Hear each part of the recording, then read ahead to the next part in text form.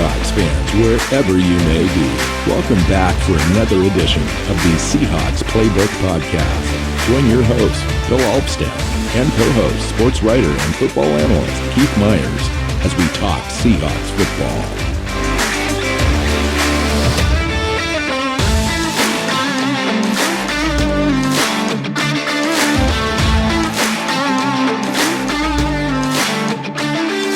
Hey, Seahawks fans, welcome back to another edition of the Seahawks Playbook Podcast. I'm your host, Bill Alvstad, sitting down with Keith Myers, here to talk about the Ken Norton Jr. news. No longer employed by the Seattle Seahawks. I don't think it's made official yet by the organization, but that's what's coming down, along with Andre Curtis, the pass defense coordinator as well.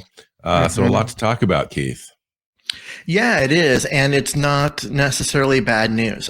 This is a defense that struggled to get off the field. They gave up so many third and long, conversions.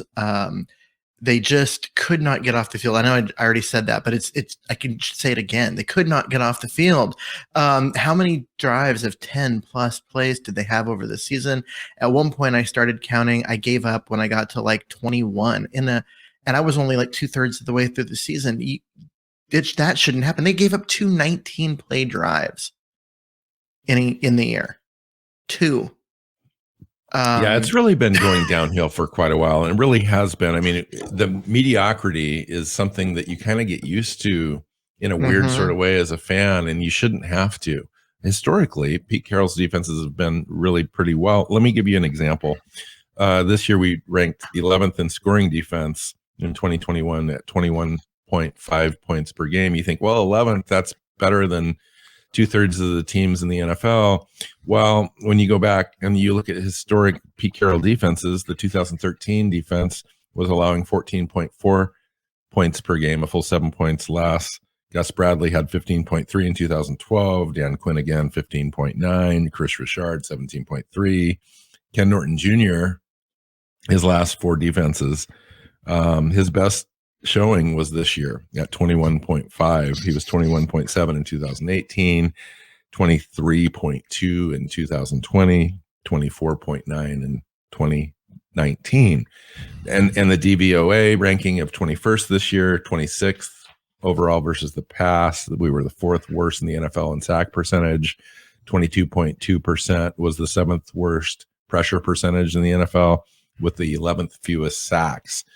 And the defensive backs, we can look at the talent maybe deficit there. They came on at the end of the year, but overall, very poor performing defense, ranked 26th versus the pass and DVOA. And so you had a guy like Andre Curtis let go as well. So just before we kind of get to what's coming in the next week or two with regards to searching for a replacement, let's go into just where the defense has been on Ken Norton Jr., how difficult that conversation must have been for Pete Carroll to have. Yeah, I mean, this had to have been a tough one because Ken Norton Jr. has been with Pete Carroll since USC. He was linebackers coach there. He was linebackers coach here. He felt that he was in line for the defensive coordinator job when it went to Chris Richard. That became kind of a sticking point. Ken Norton Jr. then left the organization and went to join the Raiders under Jack Del Rio, with the idea that he was going to be the defensive coordinator there, but it was still Jack Del Rio's defense, so he would learn like the scheming and all that kind of stuff. There were some issues in the locker room with Chris Richard. Basically the linebackers really were unhappy that the defensive backs coach and not their coach got the promotion. So there were some discussions that were made. And then when the defense stopped performing as it had, and the Seahawks decided they were going to basically revamp their coaching staff, Chris Richard left and Ken Norton Jr. was brought back as the defensive coordinator. And to Pete Carroll, he addressed this as being, making one of those mistakes that he made, right.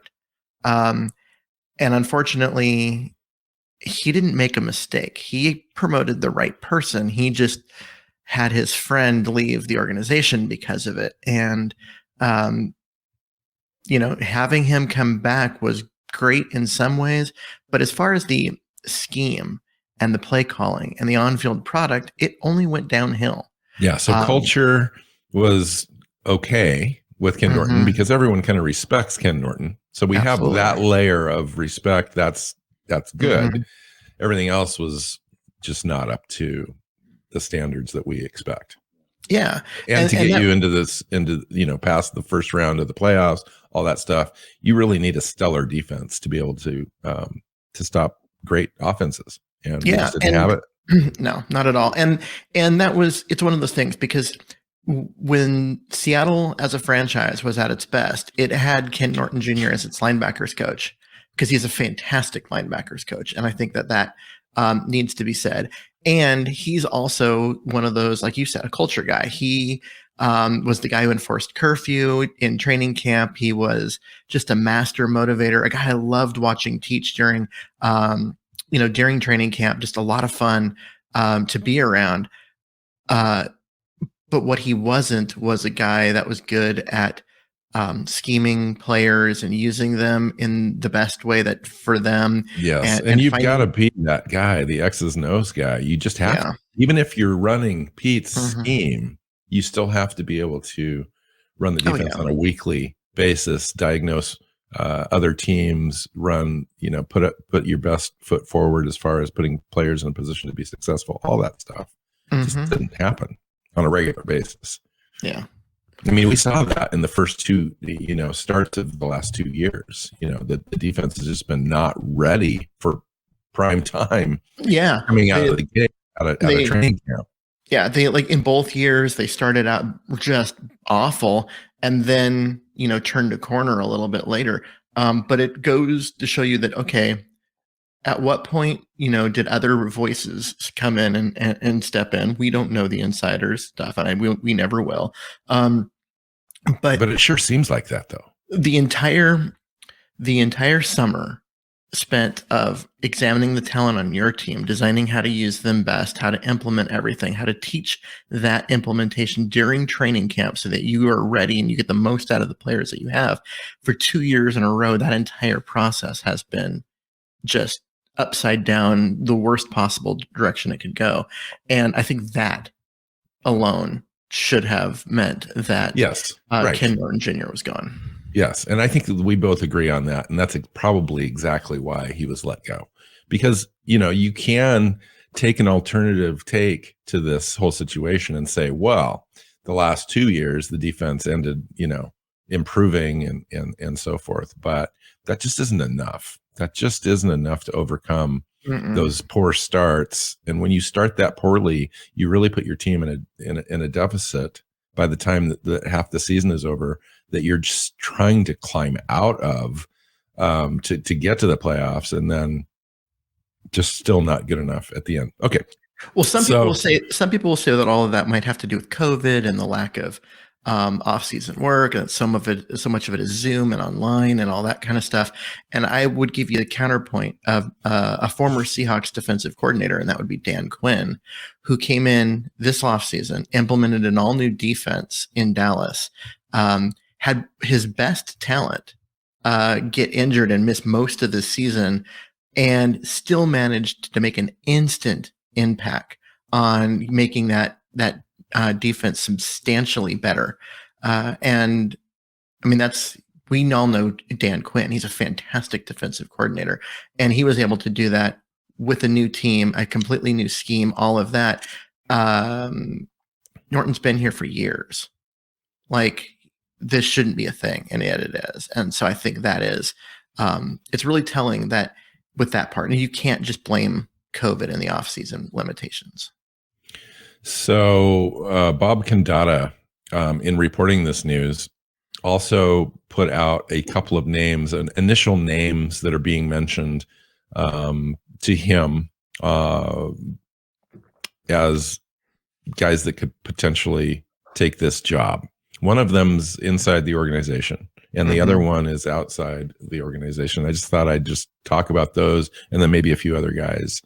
Let's start with Clint Hurt, because He's the assistant head coach. He's also the defensive line coach. He's the guy who took over the defensive line when Dan Quinn left.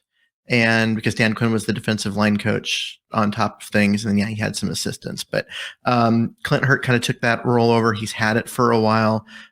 4 years. Yep. He got promoted to defensive head coach. He's been doing, some work and helping Pete Carroll out that way. And my guess is his name is being included in part to keep him in Seattle, because he has been mentioned in Miami as a potential for their defensive coordinator job. And so there's going to be some talk about, okay, if he leaves, that means we're losing most of our defensive coaching staff, our senior defensive coaching staff.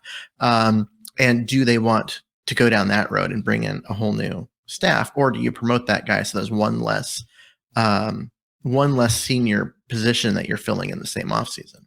Well, let's be careful with what we do here, because that would be interesting. So the continuity argument is an argument to be had and a discussion to be had. Let's talk about the pluses and minuses of Clint Hurt being named the defensive coordinator just out of hand because it's convenient, as opposed to what's best for the franchise. It could be both. And examining Pete Carroll and his scheme and the changes, and at 70, 71 this season coming up, is he of the mindset to let go of his own scheme to bring in somebody else outside the organization, like he did on the offense, to implement a completely new scheme and to completely turn over the reins to that? I just really question if anybody would do that, not just Pete, but anybody in the similar position. That would be awfully difficult to do. So let's talk about that as far as what Clint Hurt would represent, and would that be enough of a change? It would really depend on Clint Hurt's philosophy on how to use player personnel and all that kind of stuff, and we just don't know that. And we don't. The only thing that I could say is that in terms of trends, when you see defensive line coach and really defensive line coaches promoted into defensive coordinators, I saw a study that said that they tend to blitz more and do more with pressure. And then when you have defensive back coaches that get promoted into that, they tend to drop the linebackers more and do more coverage, which makes a little bit of sense considering that's what they know. But I did see a study that said that the correlation was pretty strong. And so I'm all for a defensive line coach coming and having a little bit more of an aggressive and having an aggressive stance. So dictate terms to the offense. So I like that, but I mean, again, that was over a extremely large sample size of the entire NFL over more than a decade. So Clint Hurt would then be a small sample size, and he might be the opposite. He might be like, oh no, my guys can handle it. Get everybody back there in coverage. And I'd hate to see that, because I want to see them attack more. But as far as the continuity argument, there's something to be said about that, because like I said, you change over your entire senior defensive staff. You're bringing in a whole new defense. Now you've got guys that are really excelling in their current role and what they're doing, guys like Jordan Brooks and Darrell Taylor, and you're going to ask them to learn a completely new everything. And that might take a year off their development as far as. Well, what do you think about the way that Darrell Taylor was used, though? When you go look at the depth of that argument, you can say, well, it's possible that somebody else could come in and use him more optimally to fit his skill set better, which is rushing the passer. Yeah. Which actually, you sent me a thing that with the pass rush win rates versus the amount of times that they were double teamed compared to other players, and it was all in a graph. And Darrell Taylor wasn't double teamed much, but his pass rush win rate. Why do I have a hard time saying that? Oh, everybody does, yeah. But his pass rush win rate was pretty dang high, especially for a first year player. So yes, I mean, and then of course there's Aaron Donald, who is number absurd. one number he's one like, in the league in both of those. he's like them. Jupiter, sitting up, at the very top, just dominating. Like almost everything revolves around him. Yeah. But Okay, anyway, so we've got the Clint Hurt option, and we can have a further in-depth conversation about this, as we learn more about this option. But let's talk about a couple other names. The other name that Bob Condotta mentioned was Ed Donatel, the defensive coordinator for the Denver Broncos under Vic Fangio. Now, if everyone remembers Vic Fangio, before he joined as head coach of the Broncos, he was the defensive coordinator with the Bears.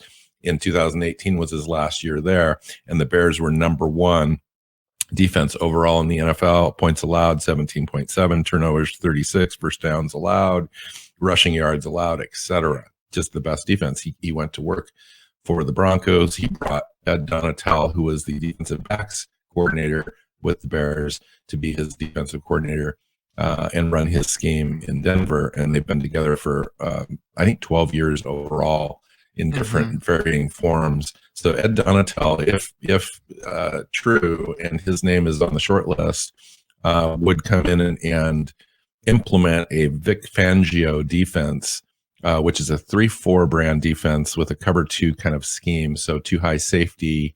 They prevent things over the top. Pete likes that. They're very aggressive rushing the passer. Good solid tackling sort of scheme. Everything kind of plays into what Pete already likes. I would have to imagine, though, that it would be some sort of a hybrid system, which Pete already really runs between a 4-3 and a 3-4 defense with the strong side linebacker, all that kind of stuff. So what are your thoughts on that name, the coaching tree, the mindset of the thinking in that name coming to the front? Well, not only were the Bears fantastic under Fangio, but the Broncos defense has been fantastic under Donatel, which, again, you've got Fangio's fingerprints on it as the head coach. But look at how well that defense performed even after trading a guy like Von Miller. That was still a good defense. And so I like it. What I don't like about that particular move is the personnel on the Seahawks roster versus that scheme. So it would need to be some sort of different scheme than that, because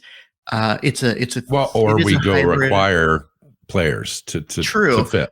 But where do you fit Jamal Adams in that scheme? Where do you fit? Jamal Adams is got to be a traditional strong safety in that scheme, and you go get a second. You retain Diggs, but you go get a second free safety that can operate in that scheme, because we don't have anybody on the roster right now.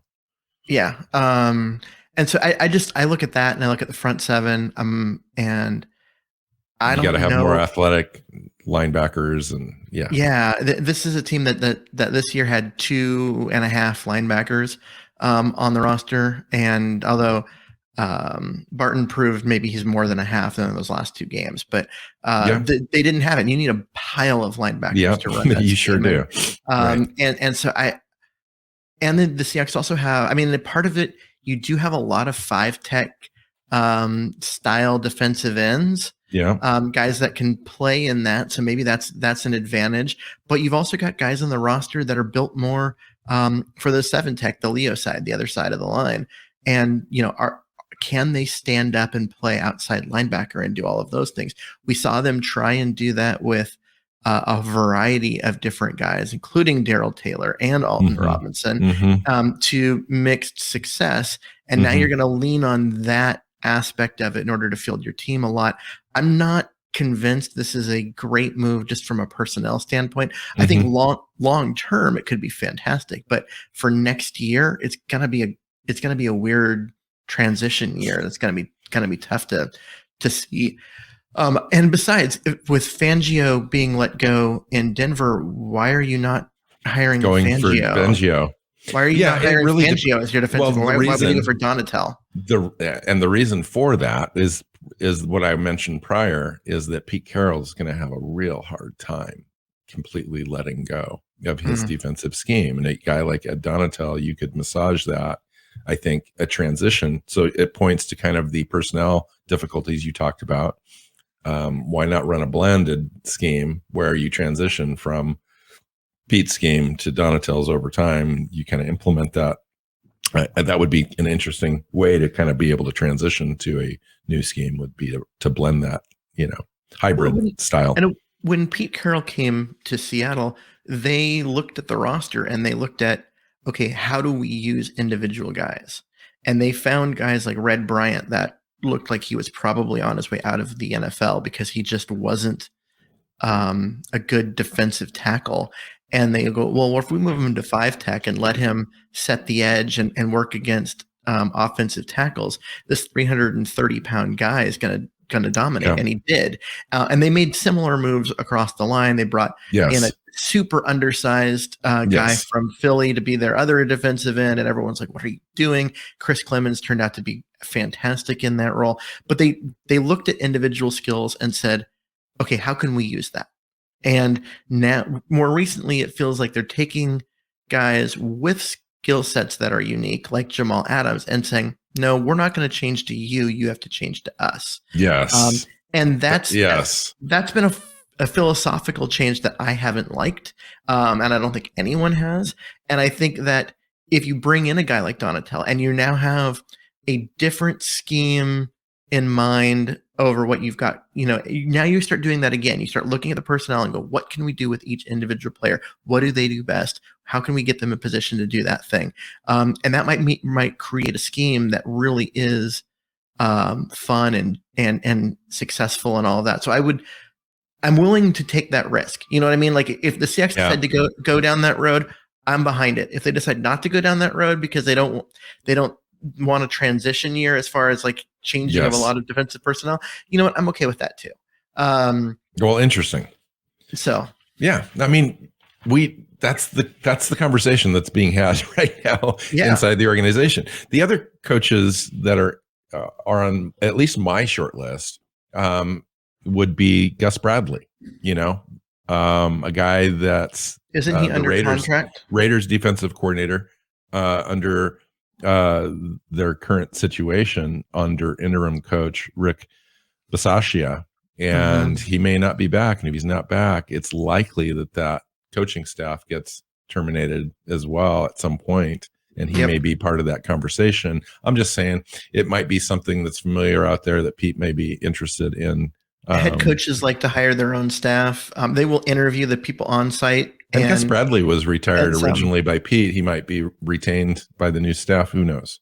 Yeah, because Gus Bradley was the linebacker coach in Tampa, hired to be defensive coordinator by Jim Mora Jr. In Seattle, and of all things. And then, nice ringtone. Yeah, thank you.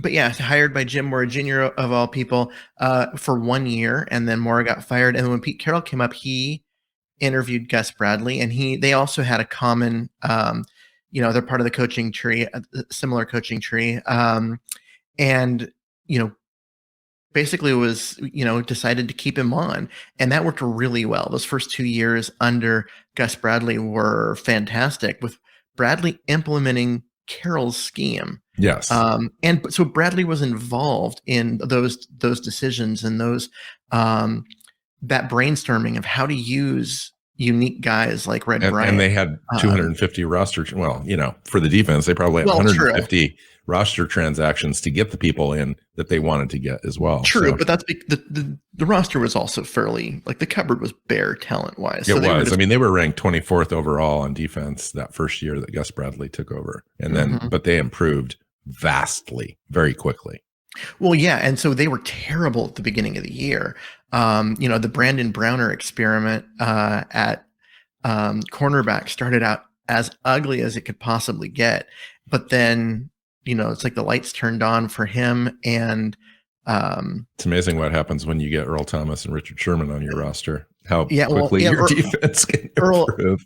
Earl Thomas was, he was the first half of his rookie year, he flew all over the place and made plays, but he also flew all over the place and got himself out of position. And then Pete Carroll slowed him down a little bit and got him to really focus in on what he was doing. And all of a sudden, Brandon Browner looked fantastic. And that pairing, and then of course the following year, or at the end of that year, you add Richard Sherman into it once all the injuries happened, and then you get the full Richard Sherman the following year, and that's a great defense.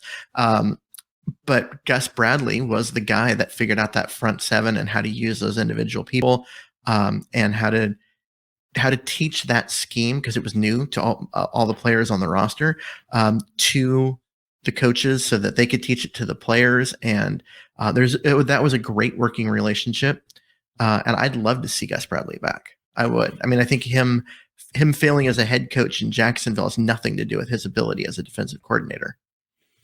So, it's early in this process, and there's a few other names. Nobody's been hired, to my knowledge, as a defensive coordinator yet this offseason, even though we have 8 or 9 current head coaching opportunities, if you throw in that Vegas opportunity. So there's still a lot of moving parts yet to be made. But the fact that 8 separate coaching staffs in the NFL have been let go, essentially. I mean, the head coaches have. Theoretically, those coaching staffs are still under contract, but the vast majority of those guys will be moving around somewhere. And so there's a lot of names to consider. It's early in the process. Do you think that the Seahawks are going to be as patient as they were last year when they considered multiple people and finally settled on Shane Waldron? I think they will, because they have no reason not to. This isn't a situation where you've got to assemble your staff and whatever. They're looking for a person who's going to come in, be a new set of eyes with new ideas, be innovative, but also be someone that can work with Pete Carroll and the current coaching staff and all of that. So they're looking for something in particular, and they'll wait till they find it. How do you think it goes? Because they've got 2 completely separate paths. One is the familiarity, and the other one is the fresh and new. And is it a blend, or is it one or the other? Well, honestly, if I had to guess at this point, Pete Carroll's history would say it's going to be Clint Hurt, right? Because all of Dan Quinn, even though he was with Miami, in University of Miami, when they hired him, he had just left and spent 1 year when he wasn't Seattle's defensive line coach. Gus Bradley had been here. Chris Richard had moved with him from USC and had been here. Do you think that that's the change that this organization needs to be successful again? I don't think so. I think that going with Clint Hurt, going with Clint Hurt is safe, but right now this defense doesn't need safe. This defense looks stagnant. It looks old, and I don't mean old in terms of the players. I mean, it looks old in terms of the scheme. It seems that it isn't the fresh, innovative scheme that everyone is mimicking, which was what happened, right? When Pete Carroll came in, all of a sudden everyone wanted Seattle's defense, so they hired Gus Bradley, they hired Dan Quinn, the 49ers. Chris Richard, etc. Coaching staff switched to this scheme, and everyone was trying to get a piece of what Seattle was doing. Nobody's doing that anymore. Yeah, if you don't change the NFL, if you don't keep up, you fall behind. Exactly. And we have fallen behind by spades. I mean, it's crazy because I really enjoy Pete's defenses, but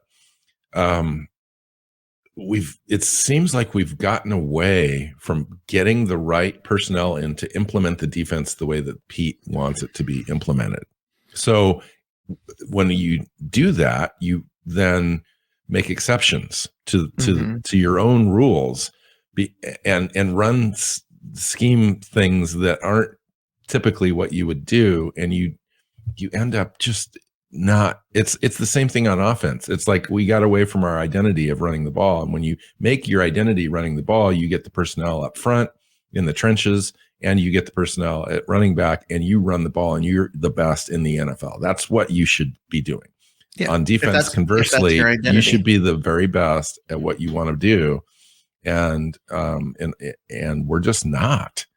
And so I think that a guy like Clint Hurt could be successful, because I don't know Clint Hurt personally, whether from all accounts, it sounds like he's very well respected as a coach, but I don't know what exact effect he would have to change things enough to get back to where we are feared, where we are running a nice blend of zone, but also can press in coverage as well. We just don't have the personnel to press.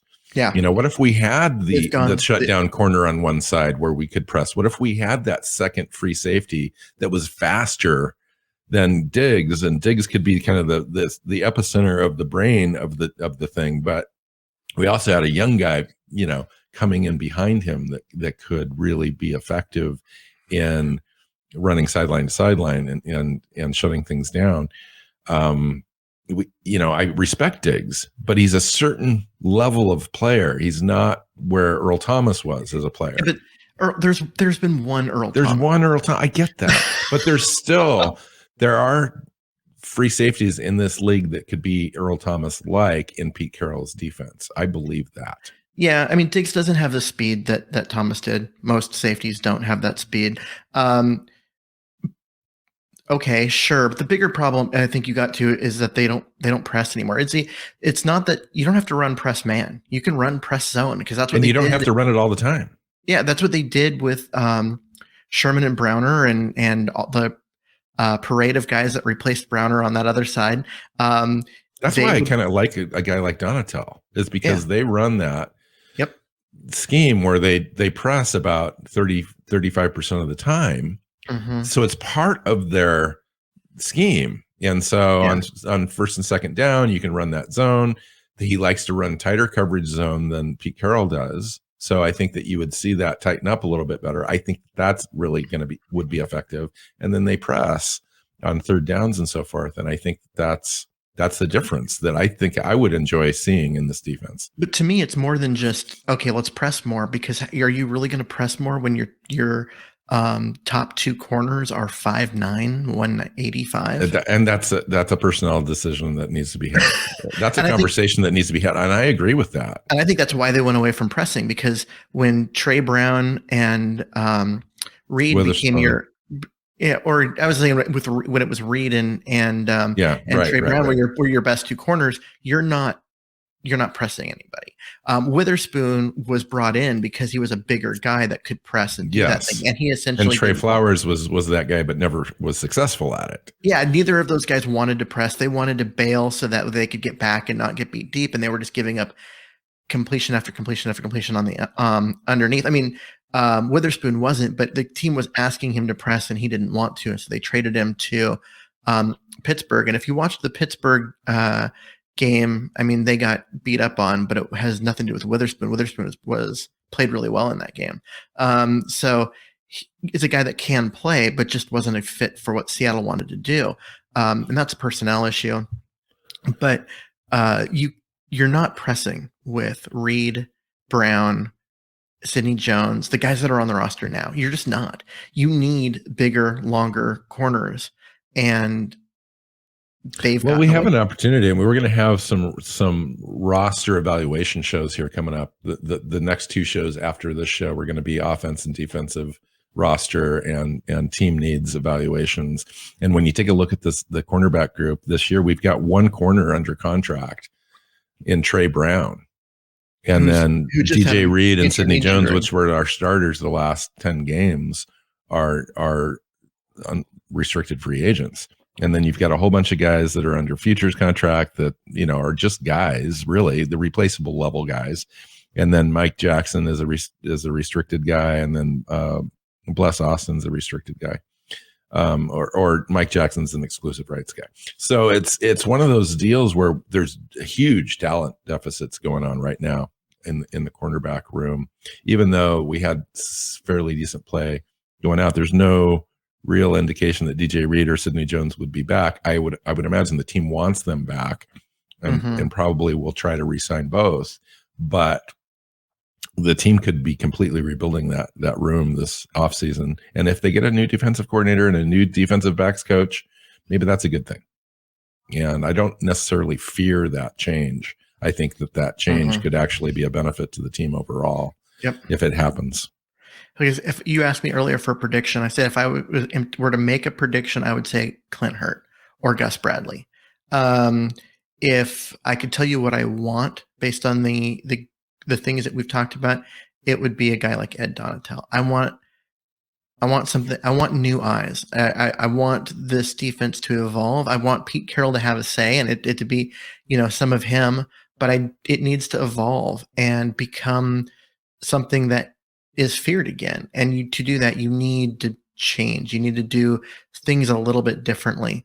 And to do that, I think you need new ideas. And the truth is, Gus Bradley might be that, because it's not like he's been only running exactly what Pete Carroll would do the whole time he's been gone with the different jobs that he's done. He's moved away from some of what Pete Carroll was doing in order to find success. And So he's been a good defensive coordinator. So I took these bullet points, and then we'll finish.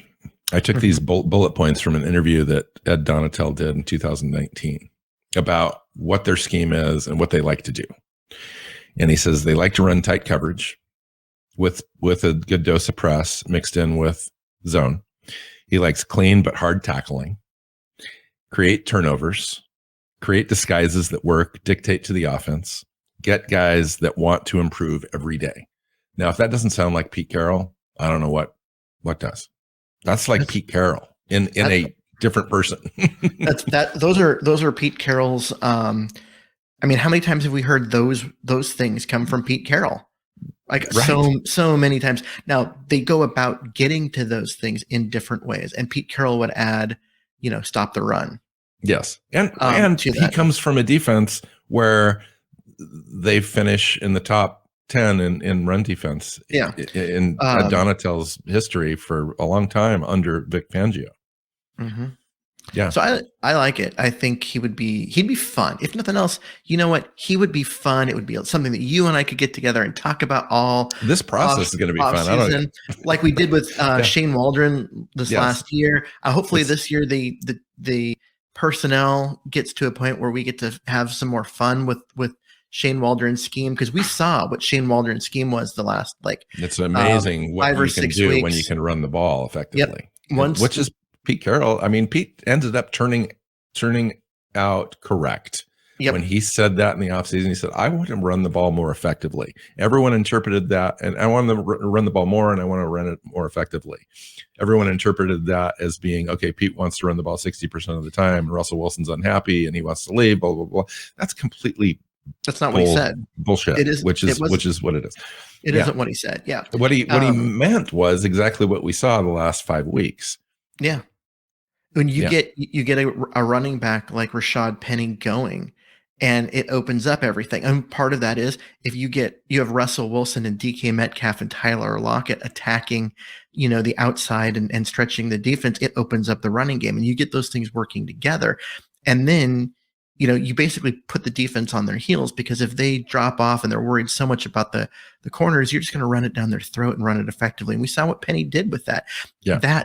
That was Shane Waldron's offense. If you were worried about some of the stuff that you saw when Russ was out, or when they had no running backs healthy or any of that, that wasn't the offense as it was designed. What was the offense as it was designed was the last 6 weeks, when it was one of the better offenses in the entire NFL.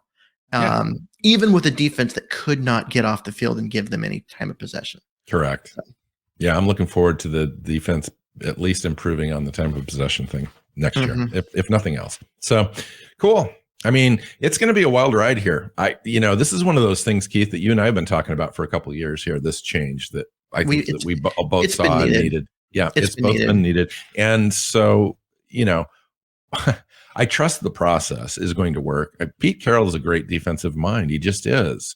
I think the problem with Pete is he's so damn loyal, which is one of the things I respect a lot about the guy. Mm-hmm. But I think he gets into his own way sometimes when change needs to happen. Well, he's pulled the trigger on change now 2 years in a row. So let's let Pete have an opportunity to get his guy in and figure this out. I trust the process.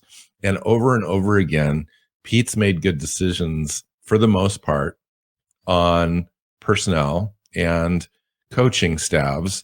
Mm-hmm. This Ken Norton Jr. thing notwithstanding, it's been a pretty good run. That's been one of the bad moves.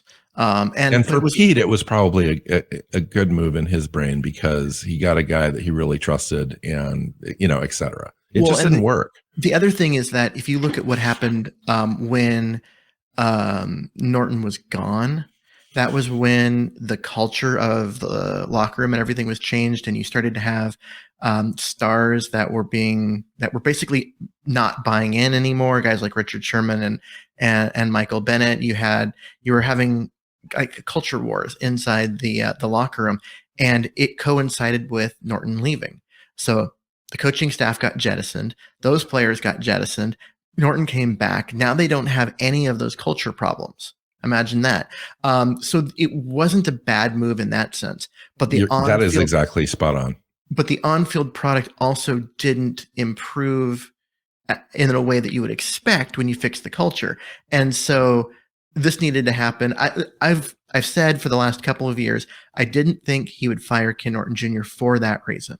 I thought he would promote him to assistant head coach, give him job descriptions that were not the defensive coordinator. He wasn't scheming. He wasn't calling plays. He wasn't doing that, but he was doing other organizational things. And that may still happen. This has not been officially announced. Yeah. And so I always felt that would be what he did, because he wouldn't want to lose what Ken Norton Jr. brought to the locker room in terms of all the other stuff. He is such a awesome guy and is so well respected, and is one of those key parts to keeping the Pete Carroll culture the way it is. I always thought he would promote him and change his job description and get him out of any kind of coordinating of the defense in order to open up a hole for someone else, but keep him on staff for the things he does well. And I was a little surprised when I first saw, they're firing him, and then I read through and they're like, yeah, they're expected to move on with him as defensive coordinator. That doesn't mean they're moving on from him within the organization. And we'll see how that goes. I mean, that might be a thing. I mean, they kind of did the same thing with Chris Richard at that time, and then that ended up not working out. And eventually, and the reason that might be a thing is because Pete is an amazing guy. He just is, and he probably knows that Ken Norton Jr. is probably not going to be in line for another defensive coordinator job in the NFL, at least anytime soon. He would probably need to go back to being a linebackers coach, a position coach. Yep. And so there might be a feeling that I'm going to take care of him and find him a spot. And so you just never know. But if you're bringing a brand new coach in that's got a whole new scheme and a coaching staff of his own, that might not work. So we'll see. So if you're Ken Norton Jr., you realize at this point your career is stuck because you've failed at defensive coordinator twice. You're not ever getting promoted, right? You're not going to get your head coaching chance. But if you take a job as an assistant head coach, you are so well respected everywhere in the league, both for you as a Hall of Fame player and then as a coach and as a person. You can basically get yourself in line to become a head coach by being an assistant head coach, not being a defensive coordinator.